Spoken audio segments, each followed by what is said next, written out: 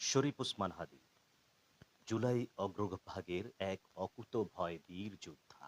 সুপ্রিয় শ্রোতা, আপনারা ইতিমধ্যে জেনেছেন গতকালকে জুমার নামাজের পরবর্তী সময়ে আমাদের খুবই পরিচিত মুখ, বাংলাদেশের রাজনীতি অঙ্গনের এক আহ, জুলাই যোদ্ধার নাম শরীফ ওসমান হাদি।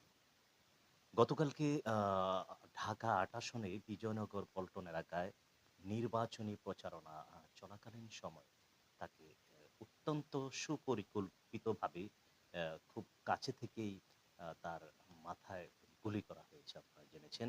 এবং এটা নিয়ে যথেষ্ট পরিমাণ মিডিয়া বিভিন্ন রকম বিভিন্নভাবে আলোচনা আজকে পর্যন্ত চলছে। খুবই দুঃখজনক হলেও সত্য ঘটনা, এই পর্যন্ত একটা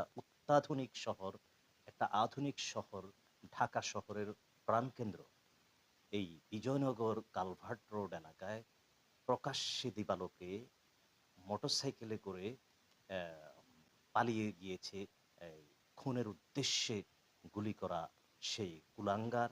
প্রশাসনের উদ্দেশ্যে আমরা বলবো, জাতি চিন্তা করেছে আসলে ২৪ ঘন্টা পার হতে না হতে খুনি ধরা পড়বে বা এই শুটার ধরা পড়বে, কিন্তু দুঃখজনক হলো সত্য, এখন পর্যন্ত খুনি ধরা ছোঁয়ার বাইরে। প্রশাসন এটা নিয়ে কি চিন্তা করছে? শরীফ ওসমান হাদি একজন পরিচিত মুখ, বাংলাদেশের কর্ণধার, জুলাইয়ের অগ্রসেনা সৈনিক।